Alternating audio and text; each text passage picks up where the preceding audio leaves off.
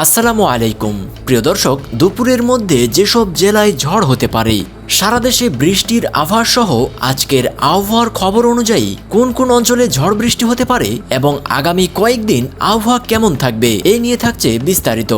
দেশের 4টি অঞ্চলের উপর দিয়ে দুপুর 1টার মধ্যে সর্বোচ্চ 60 কিলোমিটার বেগে ঝড় হওয়ার সম্ভাবনা রয়েছে।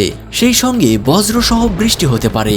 ঝড়ের আশঙ্কায় ওই অঞ্চলের নদীবন্দরগুলোকে 1 নম্বর সতর্কতার সংকেত দেখাতে বলা হয়েছে, অর্থাৎ নদীপথে চলাচলরত নৌযানগুলোকে অতিরিক্ত সতর্ক থাকতে হবে।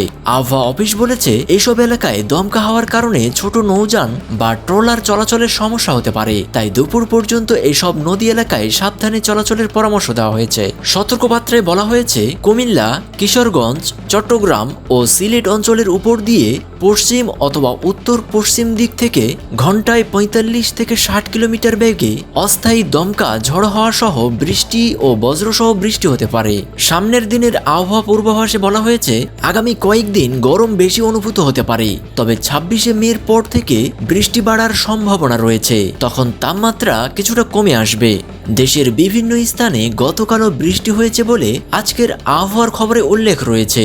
আবহাওয়া অফিস জানায়, আগামী 24 ঘন্টায় রংপুর, ময়মনসিংহ ও সিলেট বিভাগের অনেক জায়গায়, ঢাকা ও রাজশাহী বিভাগের কিছু কিছু জায়গায় এবং খুলনা, বরিশাল ও চট্টগ্রাম বিভাগের 2-1 জায়গায় অস্থায়ীভাবে দমকা হাওয়া সহ বিদ্যুৎ চমকানো হালকা থেকে মাঝারি ধরনের বৃষ্টি, বজ্রসহ বৃষ্টি হতে পারে। সেই সঙ্গে রংপুর, ময়মনসিংহ ও সিলেট বিভাগের কোথাও কোথাও মাঝারি ধরনের ভারী থেকে ভারী বর্ষণ হতে পারে। এছাড়া সারা দেশে দিন এবং রাতের তাপমাত্রা সামান্য বৃদ্ধি পেতে পারে এবং মাদারীপুর, পাবনা, খুলনা, যশোর, চুয়াডাঙ্গা, কুষ্টিয়া, সাতক্ষীরা জেলাসমূহের উপর দিয়ে মৃদু তাপপ্রবাহ বয়ে যাচ্ছে এবং তা অব্যাহত থাকতে পারে।